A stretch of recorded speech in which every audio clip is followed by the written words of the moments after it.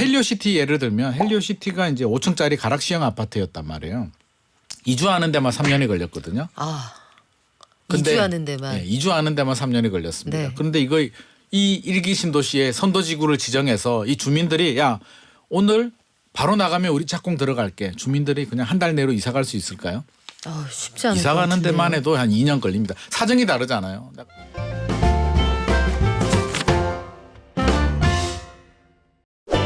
여러분, 더샵 둔촌포레라는 아파트가 있는데요. 둔촌주공 근처에 있는 집이에요.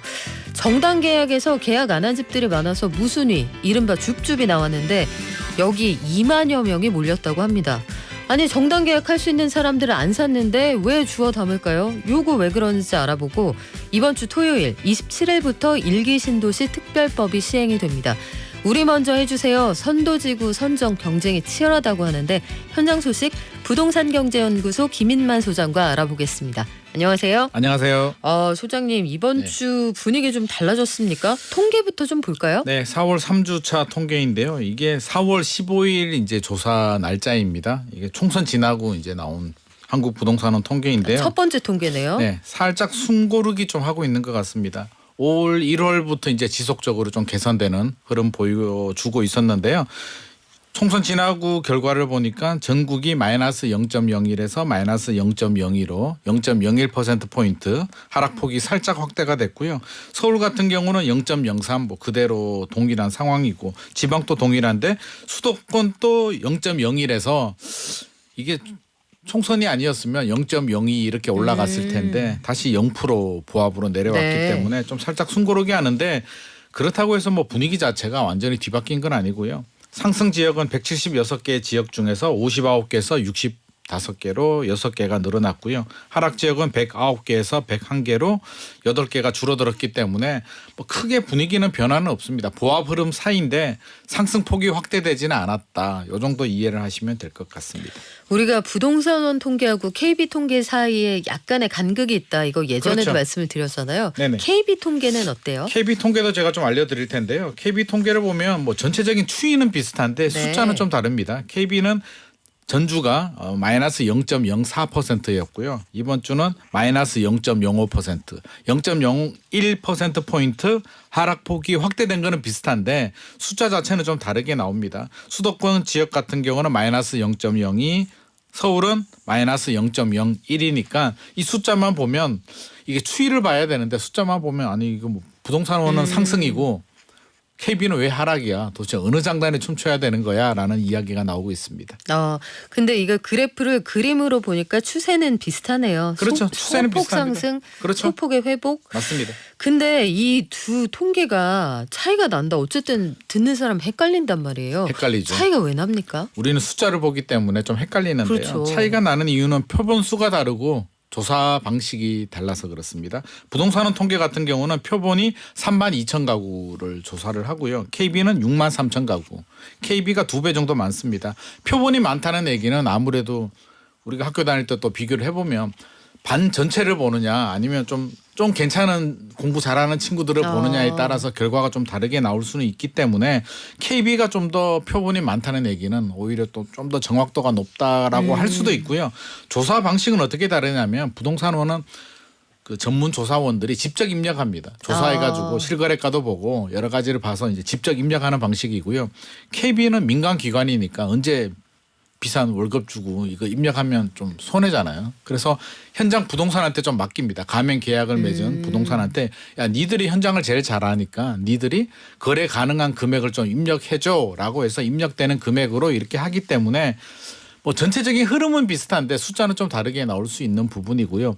통상적으로 보면 이제 상승기 때 이게 확장기 때는 비슷한 흐름을 보이는데 주춤하거나 이게 축소기 때는 좀 다른 흐름을 보입니다. KB가 좀 더 마이너스로 많이 나오는 그런 양상을 보이기 때문에 제가 볼 때는 그냥 다 보는 게 좋을 것 같고요. 추세를 본다면 두 개 다 비슷하다라는 말씀 드리고 싶습니다. KB는 부동산 사장님들의 체감 경기가 반영이 많이 되겠군요. 아무래도 그런 영향도 있지 않을까 싶습니다. 이런 것들을 좀 그 면밀하게 보시는 분들은 요 약간의 차이가 있다. 요거 보실 수 있을 텐데 일기 신도시 재건축 문제는 사실 지난번 선거에서도 여러 가지로 이슈가 됐던 문제잖아요. 네네.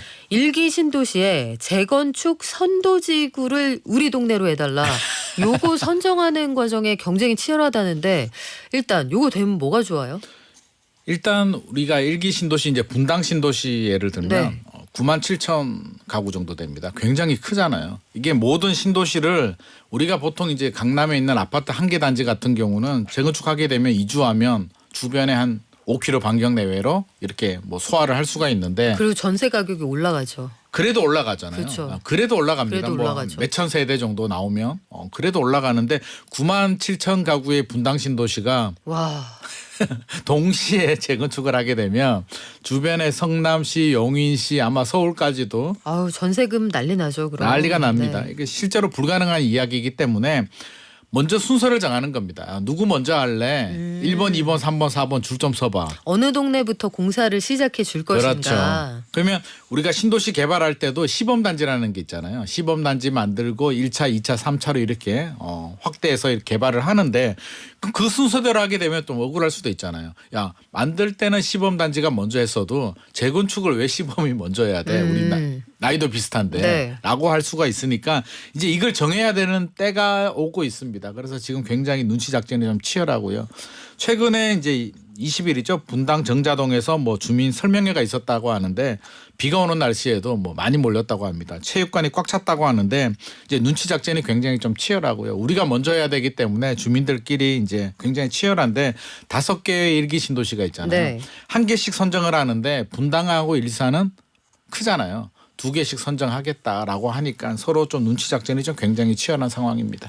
하루라도 빨리빨리 지어서 빨리 이주하고 빨리 들어가고 싶다. 그렇죠. 정부 계획을 보면 와 저는 이게 가능할까 싶은데 정부 현 정권 임기 내에 네. 2027년에 착공 목표로 하겠다라는 올해가 지금 2024년이니까 네. 앞으로 3년 안에 첫 3년 삽을 안에 뜨겠다. 착공하겠다라고 하고 네. 있습니다. 네.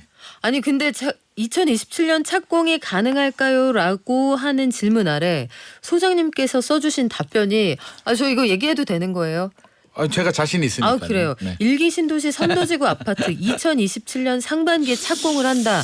첫 삽을 뜬다라면 우리 김인만 소장님이 목돈연구소 청취자 100분에게 커피를 쏘겠다고 하셨어요. 그럼요. 2027년에 착공 들어가면 제가 커피 쏩니다. 그렇다면은 안 될 가능성이 크다 이렇게 보시는 거예요? 그러니까요. 제가 손해 보는 장사는 하기 싫으니까. 그렇죠. 쉽지 않은 이유가 일단 통상적으로 본다면 재건축이 여러 단계들이 있는데 먼저 정부 계획부터 한번 말씀드리면 정부 계획이 일단 그 6월 7월에 올 6월 7월에 선도지구 공모하고요. 12월에 선정을 합니다. 그러면 올해 다 지나갔죠. 2025년 내년에 뭐 정비 계획 수립 네. 인허가 하고 2027년에 착공이 들어간다라고 하는데 이게 이론적으로는 현실적으로 저는 좀 불가능한 이야기 아닐까라는 생각이 드는 이유가 쉽게 말씀드리면 뭐 서울에서 반에서 10등 하는 친구가 고등학교 3학년이 네. 나 서울대 의대 갈게라고 이야기하는 거하고 저는 같은 상황 아닐까라는 생각이 듭니다. 불가능은 아니지만 만만치는 않아 보여요. 만만하지 않습니다. 네. 헬리오시티 예를 들면 헬리오시티가 이제 5층짜리 가락시형 아파트였단 말이에요.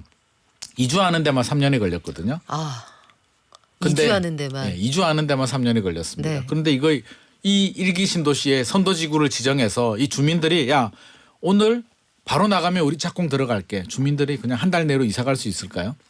쉽지 않을 이사 것 가는 같은데요. 데만 해도 한 2년 걸립니다. 사정이 다르잖아요. 내가 이사 가야 될 집도 찾아야 그리고 되고 세입자도 있을 테고. 세입자도 있고 뭐 안 나가는 사람들도 있고 이주하는 데만 제가 볼 때는 2027년인데 아직도 관리 처분이 나도 네. 2, 3년이 걸리는데 관리 처분이 뭡니까? 아직 조합도 안 만들어졌는데요. 그러니까 제가 볼 때는 10년 빨라야 10년 정도 예상됩니다. 요거 만만치가 않겠습니다.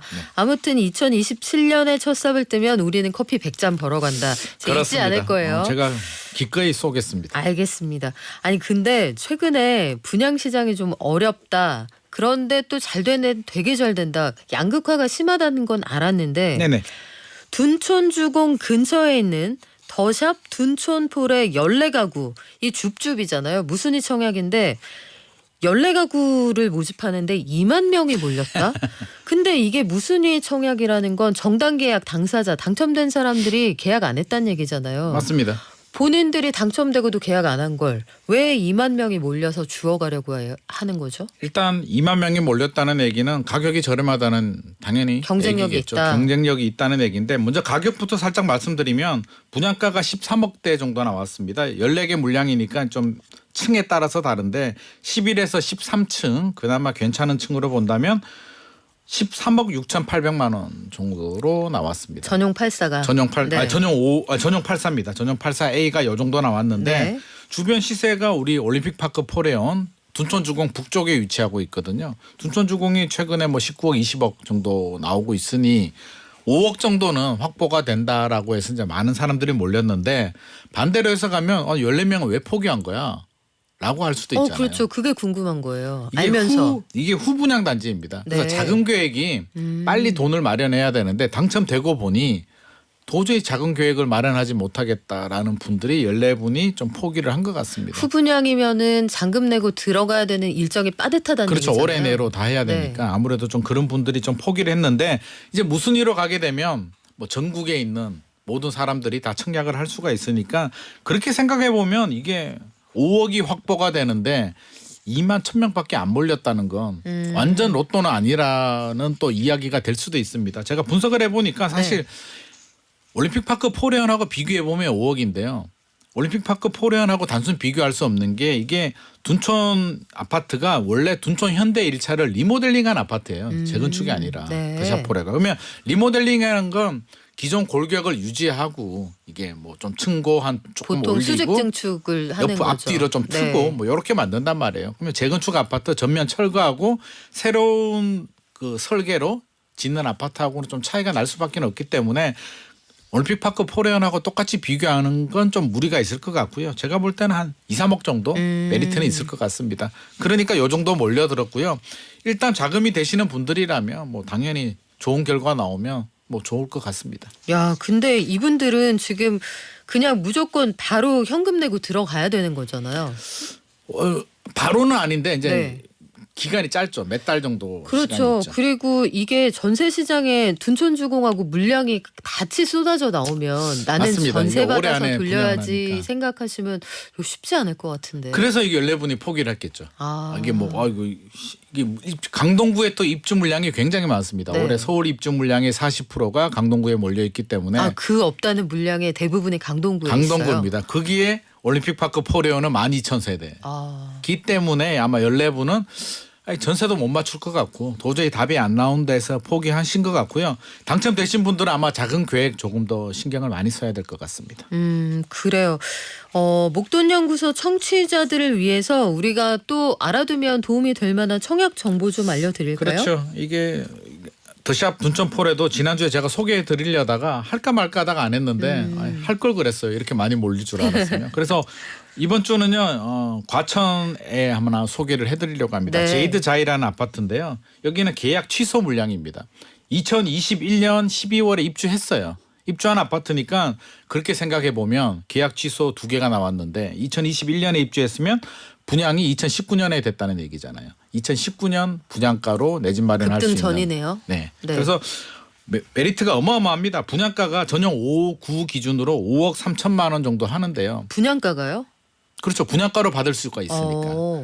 이게 제가 조사를 해보니까 전세가 6억이 넘습니다. 지금 입주했잖아요. 네. 전세 시세가 6억이 넘고요. 시세는 13억이 넘습니다. 야. 전세보다 저렴한 가격으로 내 집 마련할 수 있는 기회인데 아쉽게도 과천에 거주하시는 무주택자 세대주만 가능해 합니다. 거주지 제한이 있군요. 네, 이거는 계약 취소기 때문에. 그래서 혹시라도 목돈연구소 지금 우리 방송을 들으시는 과천시에 거주하시는 무주택자들은 눈을 번쩍 뜨시고 귀를 좀 열고 얼른 달력에 좀 체크를 하실 필요가 있을 것 같습니다. 그래요. 요 일정 실수요 되시는 분들 그리고 무리하지 않는 선에서 자금 마련 계획 세우실 수 있는 분들은 한번 참고해 보시면 다음 도움이 주 될 것 같습니다. 월화입니다. 다음 주 월화. 네네.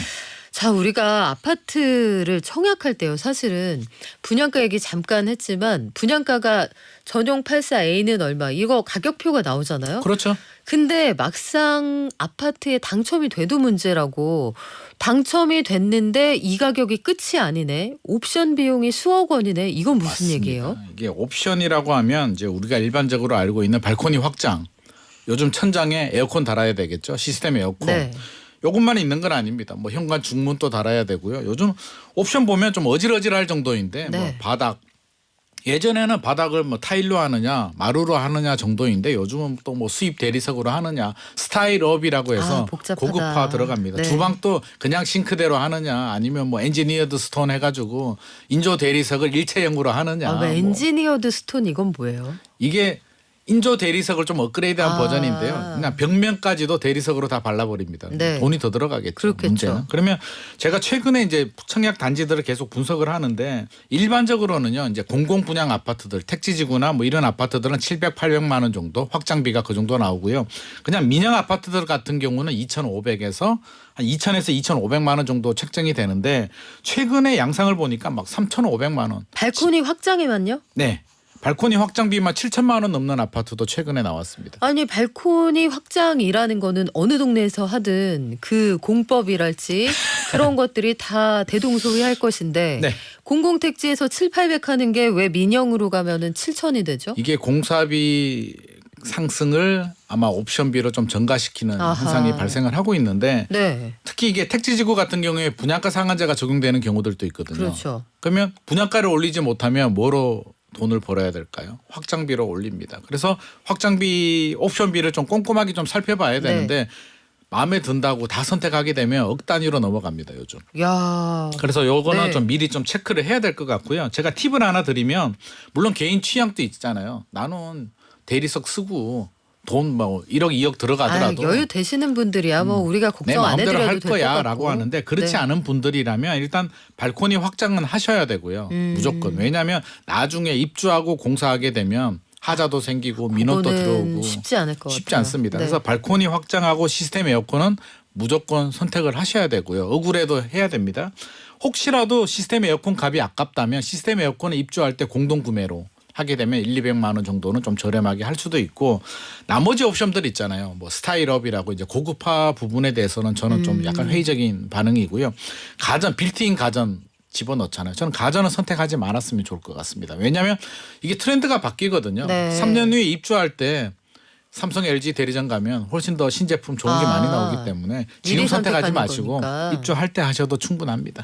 야, 근데 이게 입장권 10,000원에 그 무한 제공하는 뷔페예요. 근데 가보니까 그렇죠. 고기별로 옵션 요금 다 받으면은 삼겹살은 못 먹고 나오는 약간 이런 느낌 그렇죠. 있잖아요. 초밥집 갔는데 비싼 초밥은 돈 추가 그렇죠. 비용 내라. 계란 올려져 있는 것만 무한 리필이고 이러면은 이거 맞는 건가 싶은데 그래서 요거 최근에 좀 이게 많이 급등하고 있기 때문에 네. 좀 유익 있게 좀 보셔야 될 것 같습니다. 그래요. 이거 눈 크게 뜨고 봐야 할 것 같은데 신축 아파트가 하자가 많대요. 새로 지었으면 네.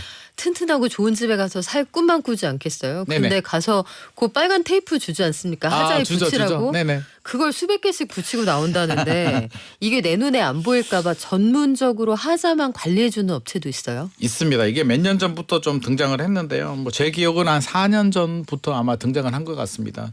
제가 몇 년 전에도 이제 입주 아파트들 뭐 촬영하러 가고 해보면 네. 저는 처음에 깜짝 놀랐거든요. 웬 성인 남자 한 3명 정도가 뭐 남자도 있고 여자분도 네. 있는데 장비를 막 들고 옵니다. 집에. 그래서 이게 무슨 일이냐고 물어보니까 이게 사전 점검 전문 업체에서 나왔는데 장비도 엄청납니다. 열화상 카메라도 들고 오고요. 라돈 측정기도 가져옵니다. 아, 이게 그래요? 뭐 뭔가 유해 물질이 나오는지 아. 방사성 물질이 나오는지 확인도 하고요.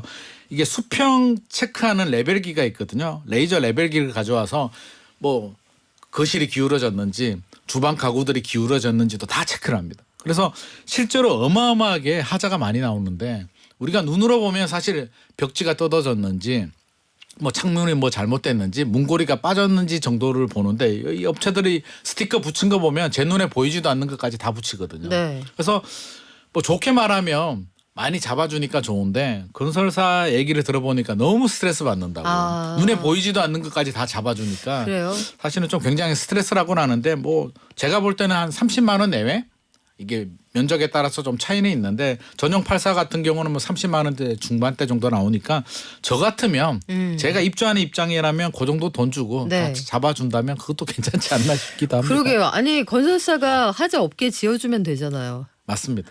그렇게 지어주면 서로 돈도 안 쓰고 스트레스 그렇죠. 안 받고 좋지 하자 안 않아요? 나오게 지어줘야 되는데 그렇죠. 아무래도 이게 외주 주거에 하다 보니까 하자가 생길 수밖에 없는 거고요. 눈에 보이지 않는 하자도 잡아주니까 저는 뭐 해볼만 할 것 같습니다. 근데 그런 생각도 들어요, 소장님. 네. 내 눈에 안 보여서 요 정도면은 뭐 이런 생각했는데 네.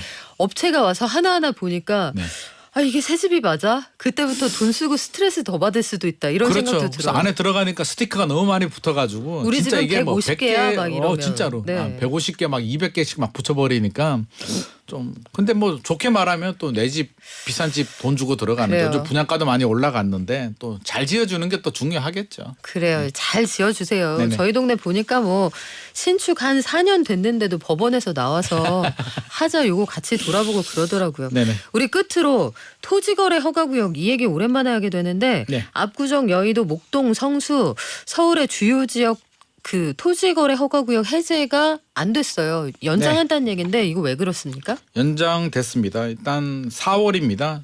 2021년 4월에 압구정, 여의도, 목동, 성수동이 지정이 됐어요. 1년 단위로 갱신하고요. 최장 5년인데 4월 26일에 한 번 더 안 풀어줄게. 이게 토지거래가 구역으로 묶이게 되면 실거주자 아니면 허가가 안 나옵니다. 계약을 해도 못 산다는 얘기죠. 한마디로 전세 끼고 투자를 못 한다는 그렇죠. 얘기고요. 실수요자들만 살 수가 있는데 집주인 입장에서 보면 굉장히 좀 억울할 수도 있겠죠. 아니 내 집을 사는 사람이 실수요자가 살 수도 있고 전세 끼고 투자 수요가 살 수도 있는데 투자 수요가 원천 봉쇄가 되기 때문에 집주인들은 억울한데 서울시 입장에서 본다면 아직은 아닌 것 같아요. 최근에 부합 흐름이지만 혹시라도 풀어줬다가 집값이 다시 또 움직이면 불안하다라는 생각을 가지고 있는 것 같고요. 나머지 지역들도 이제 5월, 6월 대상들도 네. 있습니다. 5월이 아마 용산이고요. 6월이 삼성동, 청담동, 대치동, 잠실동인데 4월을 안 해줬는데 네. 5월, 6월 해줄 리가 없죠. 뭐 여기도 일단은 연장될 가능성이 뭐 크다. 내년까지도 연장되고 또 네. 제가 요거 좀 잡아드려야 될 것 같은데 최장 5년이라고 했잖아요. 네. 5년 지나면 자동으로 풀리냐 그러면 5년 지나면 또 다시 지정할 수도 있기 때문에 그래요. 끝나는 건 아닙니다. 자, 끝날 때까지 좀 지켜봐야겠네요. 지금까지 부동산경제연구소 김인란 소장이었습니다. 고맙습니다. 감사합니다.